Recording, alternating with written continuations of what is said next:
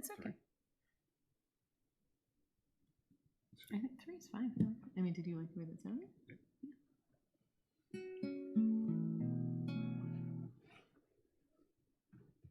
What was the one that we were doing instead of This Forever?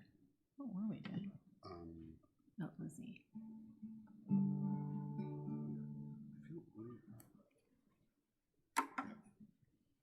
Make it sweet. Make it sweet. Make it sweet. Make it dance.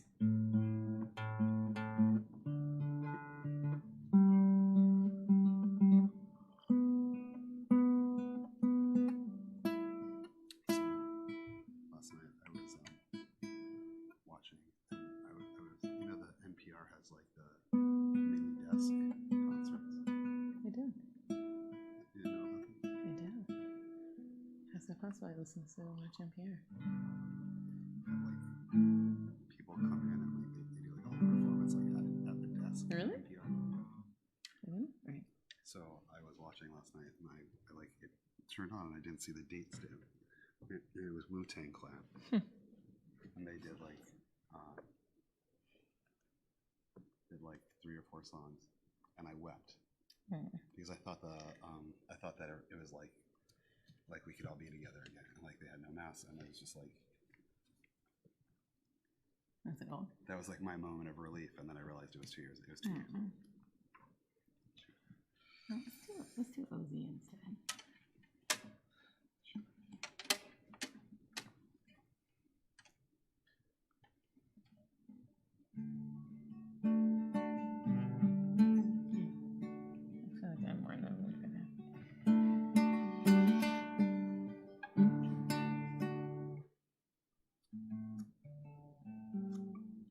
I don't know if it's sweet, kid.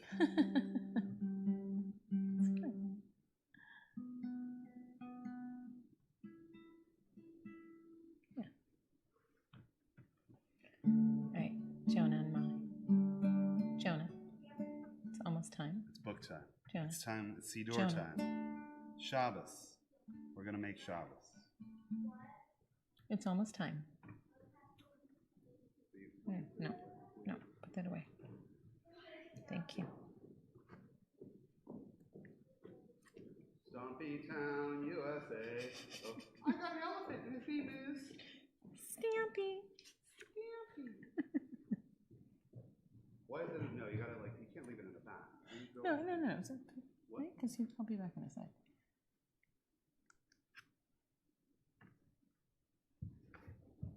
All right, I think we're ready for this.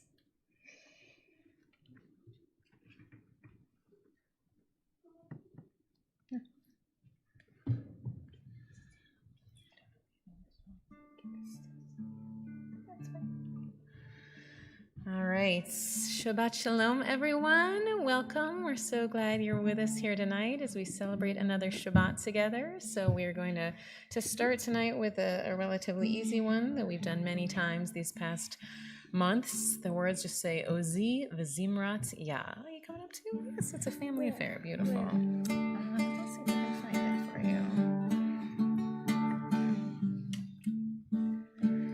Ozi v'zimrat Yah v'yahi Yeshua. Ozi v'zimrat Yah v'yahi Yeshua. Ozi v'zimrat Yah v'yahi Yeshua. Ozi v'zimrat Yah v'yahi Yeshua. Ozi v'zimrat Yah v'yahi Yeshua. Ozi v'zimrat Yah v'yahi Yeshua.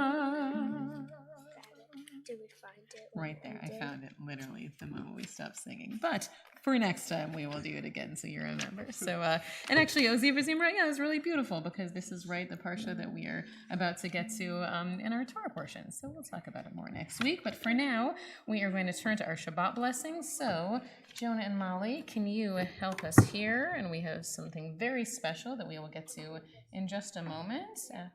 Yes, exactly. We don't have many matches left, so we might need. I will help us with the matches. Thank you. No problem.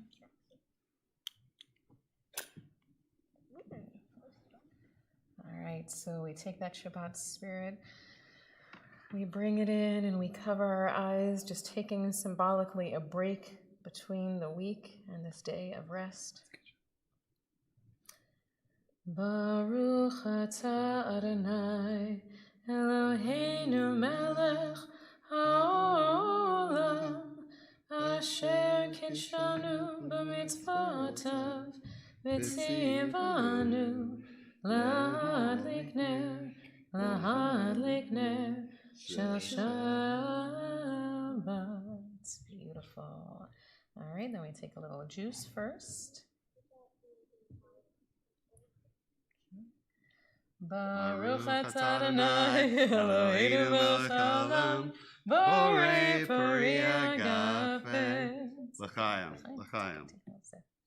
So tonight we have something special. We have a beautiful challah as always, but this week we are also celebrating Tu B'Shvat, which is the New Year of the Trees. So Mora Diane not only made us this challah, but she made us this cake. So for those of you who were on with Dishing with Diana last night, you had the opportunity to make this yourselves. But when it's Tu B'Shvat, we're still going to say our challah blessing because they're both cake, but you can also add the blessing where we say Borei Pri Ha'et. So we bless God for creating the fruits of the tree. But let's say our motzi. Baruch atah Adonai Eloheinu melech haolam hamotzi lachem min haaretz. All right, so we cut a little piece of the cake if you want to try the cake, or you can try the challah, and then we'll do our family blessings.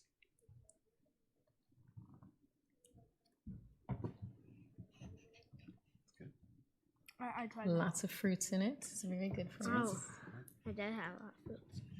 It's good for your digestion. I think I got a nut.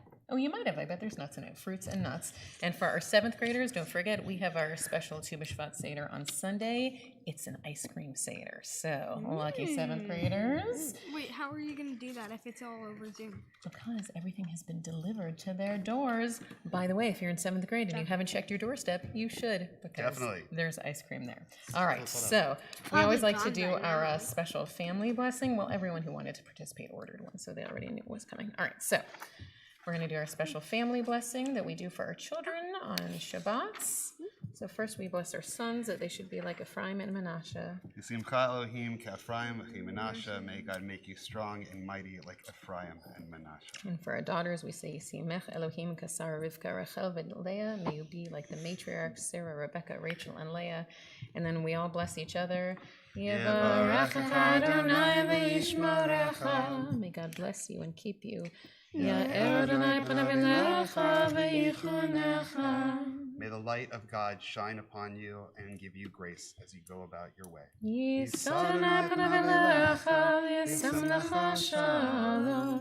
May God's countenance be lifted over you. May it be granted with wholeness and peace. Shabbat Shalom, and happy almost Tu B'Shvat.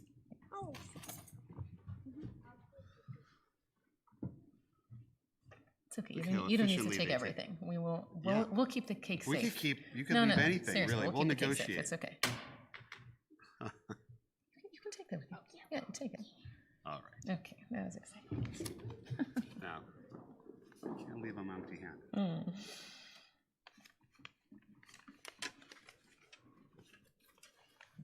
So the idea of a Tu B'Shvat Seder is not something that is an ancient part of tradition. It's something that was created in Jewish mysticism by the Kabbalists. And it's just an idea to be able to find yet another way to be able to bring these different Jewish moments into our lives. And the Kabbalists, the Jewish mystics, they had all sorts of ways that they created to help us figure out how to make our sacred moments even more sacred. So one of them was a beautiful poem that Shlomo Alkabetz Halevi wrote called Lecha Dodi. And this one imagines Shabbat as a bride entering into our midst every time we come together in prayer. So if you're following along in your Siddur, you can join with us. It is on page 20. Lecha dodi likrat kala b'nei Shabbat nikabela.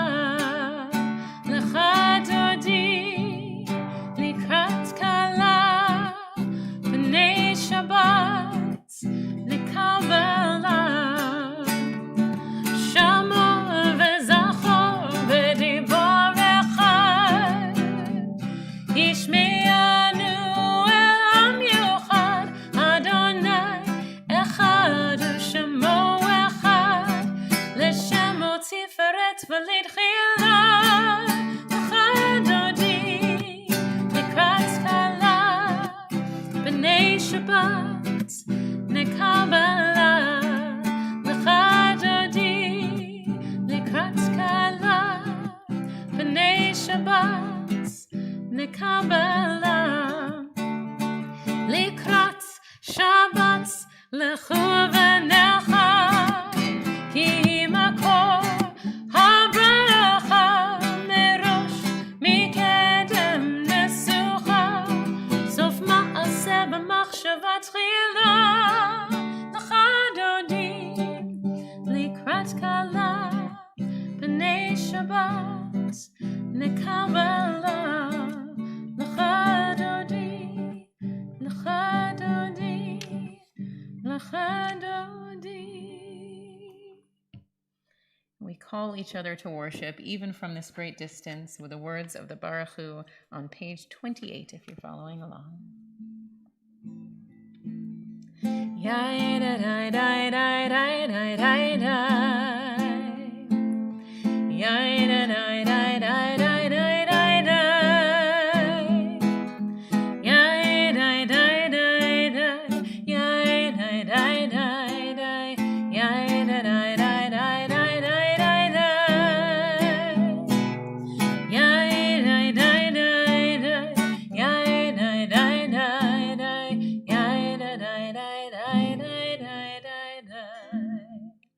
Baruch Hu et Adonai HaMevorach Baruch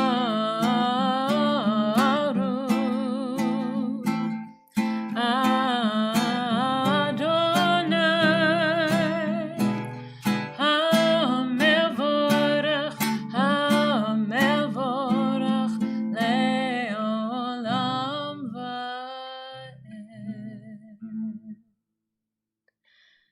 We have this ritual of covering our eyes when we light the Shabbat candles, and then it's to make a separation. But we also cover our eyes sometimes when we say the Shema. This time is not to separate, but just the opposite, to imagine the oneness of everything. To somehow imagine with our eyes closed that all of us, every single one of us, are somehow here together. And so we close our eyes, we sing the words of the Shema, proclaiming God's oneness and our oneness as well.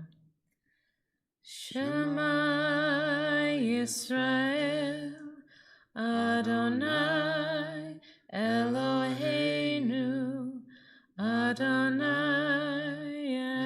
Echad, Baruch Shem, Kavod Malchuto, Le'olam Va'ed. So we're going to turn now to page 46, and we are going to do our tefillah, and this is one that we haven't done in a while because we know that for those of you who are not following along in a Siddur, it is more challenging, but we also recognize that for those of you who are trying to learn the service or who miss these familiar prayers, that it speaks to you as well. So if you are following along in the Siddur, which you can get online at the CCR website, it's on page 46. Adonai sefatai tiftach ufi yagita yilatecha. Adonai, open up my lips that my mouth may declare your praise. Baruch atah Adonai, Eloheinu v'Elohei avoteinu v'imoteinu, Elohei Avraham, Elohei Yitzchak, Elohei Yaakov, Elohei Sarah, Elohei Rivka, Elohei Rachel, Elohei Leah, Ha'el Hagadol, Hagibor v'Hanora, El Elyon, Gomel Chasadim Tovim, V'konei Hakol, V'zocher Chastei Avot v'Imahot, U'mevig Ula Livnei V'neihem, L'ma'an Shemo Be'ahava, Melech Ozer u'Moshia u'Magen, Baruch atah Adonai, Magen Avraham v'Ezrat Sarah. And we turn now to page 60, and we offer a prayer of peace, a peace for our community, a prayer for our country, and for all the world. Shalom Rav Yisrael Amcha Tasid La'olam. Shalom Rav Yisrael Amcha Tasid La'olam. Ki ata Melech Adon L'chol Shalom. Ki ata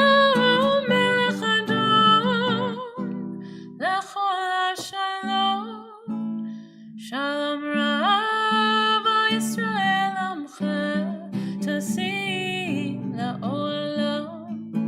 Shalom Rav Yisrael Amcha Tasid La'olam.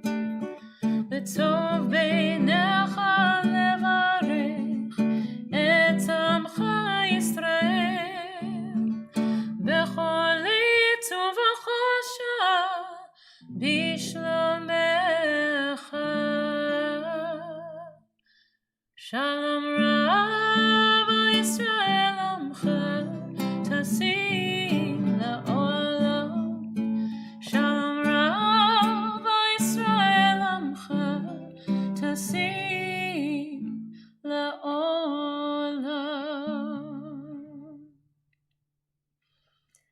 We always take a few moments now in this service to turn towards our healing prayers.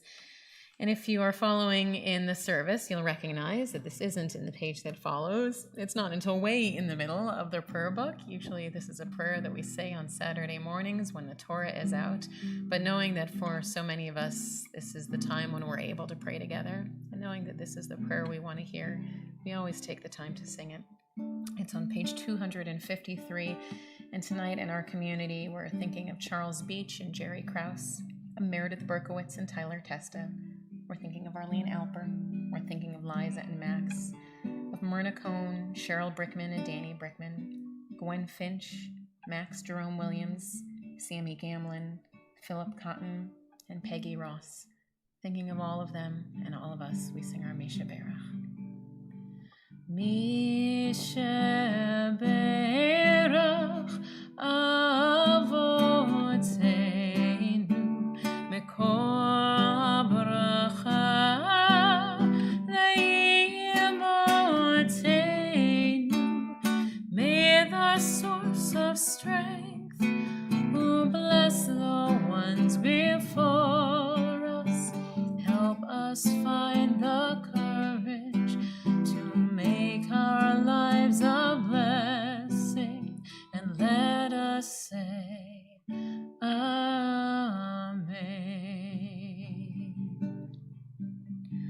Misha Berach Imotenu Mekor Bracha Lavotenu. Bless those in need of healing with refuah shlema, the renewal of body, the renewal of spirit, and let us say Amen.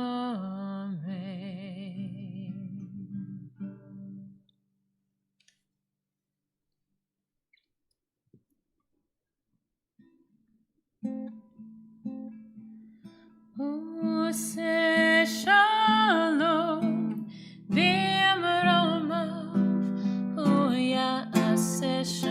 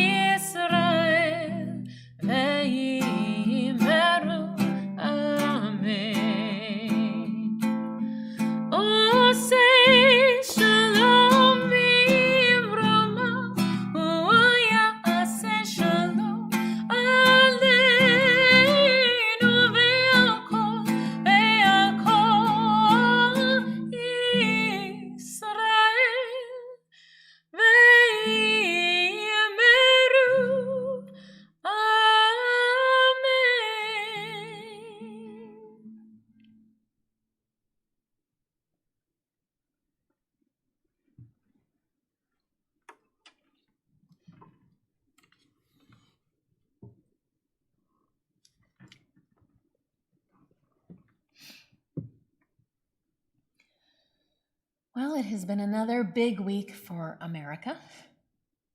And, on Wednesday, regardless of whether our new president was the person you voted for or the person you wish didn't win, I know we are all joining together in a feeling of gratitude that it was a safe and smooth and peaceful transition of power. And these past few days, there have been so many brilliant articles and posts and memes. The ones about Bernie and the mittens, obviously, are the best. But I have to just share a dear friend and a colleague of ours, Jonathan Greenberg. He shared this post that has been running through my head, and he said, God bless President Biden. I didn't vote for you, and I am sure that I will spend the next 4 years disagreeing with every policy you make. But, he said, President Biden, you and your administration have the opportunity to really bring this country back together again. And for that, we give you all the blessings in the world. And I felt that was such a beautiful sentiment, and one that I hope all of us share wherever we find ourselves politically. I found, though, that as we have waited until Wednesday, there has been this tremendous buildup, obviously, for years, really, but especially for these last months and then weeks and then days. And then Wednesday happened, and by Wednesday at 1 o'clock or so, I just kept thinking, well, so what happens now? When you've been waiting so long for this big moment of change, and then finally you're there, sometimes it's hard to know what happens next. And, of course, because there's always this amazing synchronicity with the Torah and our lives, it's the same thing that's happening in this week's Torah portion. Things have been building up for so long in the book of Exodus, with the Israelites being slaves, and then Moses comes along and he keeps saying to Pharaoh, let my people go, and then there's the plagues, and finally by this week we get to the last plagues, and finally Pharaoh is going to let the Israelites go. And just like us, the Israelites are on this precipice of the next chapter of their lives, and they don't know what's going to come next and whether it'll be good or bad, but they know they have been waiting for this moment. And so I thought it might be worth sharing with you tonight just 2 little lines from this week's Torah portion. Because even though this is a story that my guess is many of you know well, it's the story of the plagues, and it's in the 10 Commandments movie with Charlton Heston, and we say it every Passover Seder. We know this story, but there are 2 lines in it that I'm guessing you don't, but that I think may help us in our moment.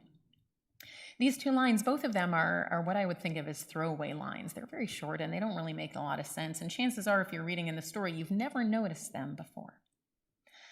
The first one is about the Israelites, and it's right before the last plague, the death of the firstborn. And God says that what the Israelites should do is they should go to the houses of the Egyptians and they should borrow their gold and silver. All right, and they obviously don't have air quotes in the Torah, but they're borrowing their gold and silver, but they're about to escape from Egypt. So the likelihood that they're going to return this gold and silver is pretty slim. And even though it says in the Torah that the Egyptians looked favorably upon this idea, it doesn't really sound like that was very likely, right? I mean, here they are, these slaves, and at this point, the Egyptians have no reason to think that the Israelite slaves are going free. So the idea that the Egyptians would just turn to the slaves and say, oh, you want all of my really nice stuff? Of course, here you go, right? So it seems unlikely that they would have been in favor of their slaves borrowing their gold and silver. But in that case, it would mean that what the Israelites did was steal it. Now, I will tell you, by the way, that if you've ever wondered in the Exodus story, when they get into the middle of the desert and they're building the Mishkan, and you're like, how is it possible that these slaves who had to leave Egypt so quickly that they didn't even have time to let their bread rise, what are they making the Mishkan out of? It's this. It's the gold and silver that they stole from the Egyptians. So one option, as I said, is perhaps that they just stole it, borrowed it. The other option is that perhaps, let's say maybe the Egyptians really did allow them to have it. The sages of our traditions that said that actually the Egyptians, they were so impressed with Moses and the Israelites that they decided that they would. And that would be lovely, right? That would be lovely to think that the Egyptians had this moment where they thought, you know what, we're going to give the Israelites a head start. And it would seem that maybe there was a peaceful ending, except, we know what happens next, right? Right after the Israelites make off with their gold and silver, we know that that very night was the death of the firstborn. And the Torah makes it very clear that every single Egyptian family, from the lowest to the very highest, Had nothing to do with whether they were nice or generous or whether they thought the Israelites should be slaves. Has nothing to do with it. Every single one of them had a child die that night. So the Israelites, whether they stole the gold and silver, or whether they took it with fair right, but right before the Egyptians were about to experience this horrible, horrible plague, sure doesn't make the Israelites look very good. That's throwaway line number one. Throwaway line number two is also something that happens right around this last plague. And it's when Pharaoh realizes just how terrible the final plague is, the death of the firstborn. And so he finally tells Moses, take the Israelites and go. And then he says, and may there be a blessing for me. May God bring blessing to me. And he says it in such a way, here he is, Pharaoh, he doesn't believe in our God, right? But he is asking for God's blessing upon him. And it's such a strange line that no one really knows what to do with it. Rashi, the medieval commentator, he says, okay, Pharaoh is just asking this because he's panicking in the last moment and he's trying to hedge his bets and just hope he'll get some sort of blessing after all the horrible things that he can see God does. Nachmanides, who's a later medieval commentator, he's maybe a little bit more generous, and he says, well, when Pharaoh asks for this blessing, maybe he's just asking it for all of the Egyptians because he realizes how bad things are for them. But there's this really ancient collection of midrashim. It's Midrashay of Rabbi Shimon Bar Yochai is what this collection is called. And in this collection of midrashim, of stories that help us explain the Torah, it says that actually, no, the reason that Pharaoh asks for this blessing is that he had a moment of real teshuvah. That Pharaoh in this moment actually repented. And he realized not only everything that he had done wrong, but he realized that he had to do this teshuvah because in the future, his path would be inextricably linked with the Israelites and the Jewish people. Rabbi Michael actually told me a story this morning. He told me that there's a midrash, right, about the book of Jonah that actually says that that when the people of Nineveh, when they find out that they're going to be destroyed and their king immediately starts, dressing in sackcloth and renting his hair, that he is actually Pharaoh, because Pharaoh knew, and he'd been waiting this whole time, Pharaoh knew that his life would be inextricably linked with ours. And if he is able to do teshuvah, it makes us think something a little bit differently about Pharaoh, doesn't it? Now, I am not saying, by the way, that when someone does a great amount of evil, that we should forget what they have done. I would never tell you that we should blot out Pharaoh's sins, that we should not tell the story of the Exodus anymore, that we should say, oh, he was really a nice guy. I'm not saying that he shouldn't have been punished in the most horrible way, but sometimes just understanding that even the greatest villain in our minds can have the possibility of teshuvah, can just have maybe one little piece in them that is still good, it's good for us. It's not so much about the idea that we need to forgive and forget, but the idea that when we understand that there is goodness, even the worst of people, that sometimes it brings out the hope in ourselves. Now, my guess is that everyone who is who's watching the service right now, they are thinking like, oh, I know who she's talking about with Pharaoh. But here's the thing. My guess is that each of you who are watching, that you have someone different in your mind. That whoever the Pharaoh you think is of our times, that there is a chance that you think of him or maybe her as this great villain, and that perhaps you have had all of these feelings of anger towards them just as we have towards Pharaoh and all the terrible things we do. But if we can believe just for a moment that even the greatest of villains have the possibility of tshuva, of repentance in them, have the possibility of good, it does some good for us. It does some good for us to be able to just say, let's let go of that anger. We should hold them responsible. We should remember what they did, but it should not overwhelm us and fill our lives, because hatred towards others does not lead to peace and fulfillment and goodness within ourselves. And so too with the story of the Israelites, my guess is probably most of us in that story imagine ourselves as the Israelites, right? I mean, they're us, we're their descendants, and they're the heroes of the story. But when we hear the story about the Israelites and the way that they took the gold and silver from the Egyptians, it should be a reminder to us that even though most of us imagine that we are on the good side, that sometimes even the good side does things wrong. And we have to be able to remember that every one of us thinks that we are on the good side, And so to be able to see the good in others, we have to acknowledge that sometimes even the best of us have done some wrong. If perhaps we can take these lessons, the lessons that even the worst villains may have a little bit of hope and goodness somewhere in them, the ability to do teshuvah.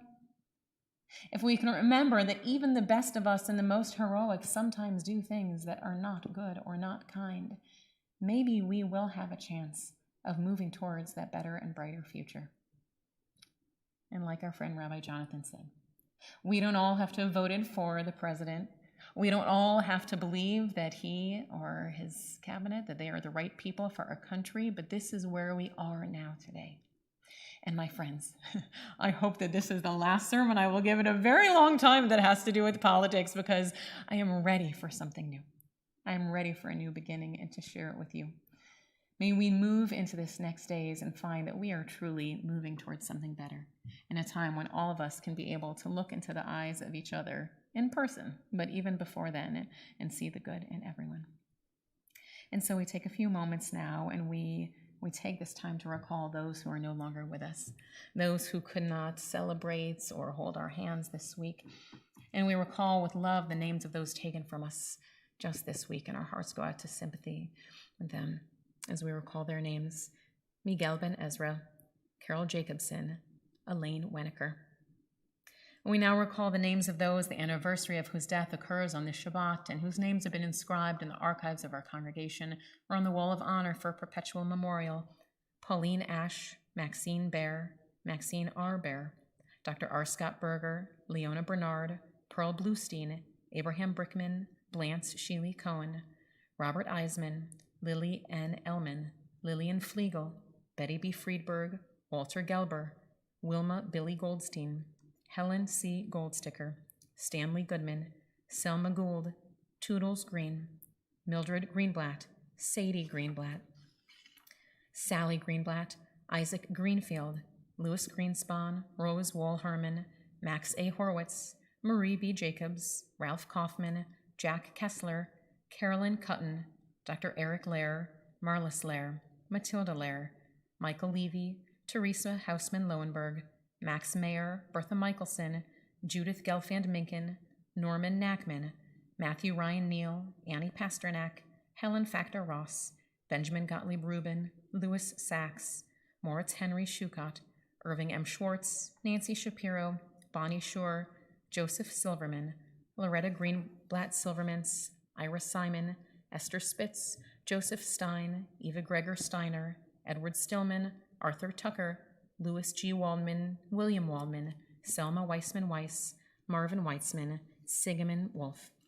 So those names and the names we keep in our hearts, we join in the words of the Mourner's Kaddish. In your Siddur, it's on page 294. Yitzgadal v'yitkadash shemei Rabbah, ba'alma divarach hiruteh v'yamlich malchuteh, b'chayachon uv'yomechon, uv'chayei d'chol Beit Yisrael, ba'agala uv'izman kariv v'emru amen. Yehei shmei Rabbah mevarach la'alam u'mei almaya, yitbarach v'yishtabach v'yitpa'ar v'yitramam v'yitnaseh, v'yitadar v'yitaleh v'yitalal shmei d'kudusha b'reichu, la'ela min kol birchata b'shirata, tushbachata v'nechamata, da'amiran ba'ama v'emru amen. Yehei shlama Rabbah min shemaya, v'chayim aleinu v'al kol Yisrael, v'emru amen. Oseh shalom b'mramav, hu ya'aseh shalom, aleinu v'al kol Yisrael, v'emru amen.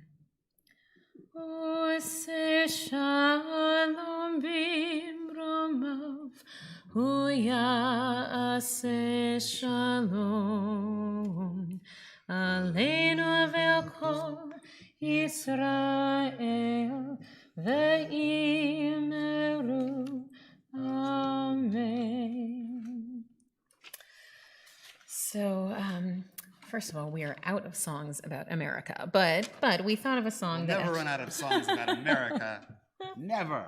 Or Eretz Israel. But we Never. thought of a song that actually I do think feels very much a part of the American identity, but part of the Jewish identity as well, because this is a song that was written by two Jews, actually 3 Jews, the third one added on the last line. And this song was in the first movie in America to be shown in color. And as some of us were talking, we realized there's this beautiful story about the song that says, it reminds us that even though in so many ways it's an American song, that when the movie came out, it was less than 2 months after Kristallnacht. And so it developed this really sort of beautiful Jewish message that I hope you'll hear as well. There's lots of different versions of this, so Rabbi Michael and I sort of mixed them all together and made our own. But we hope you'll still sing along.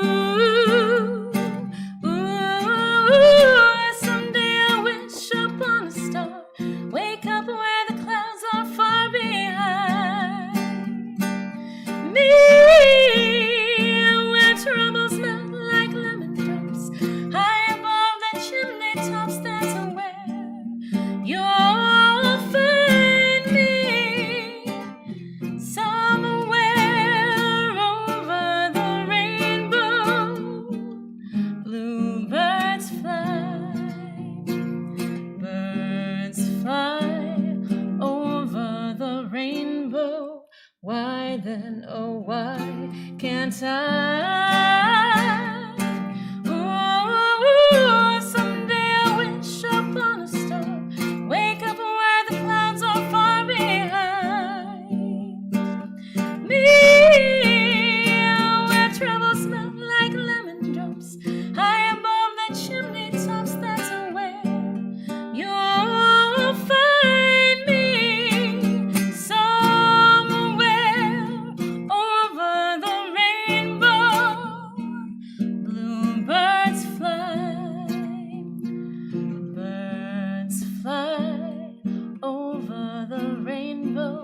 Why then, oh why can't I?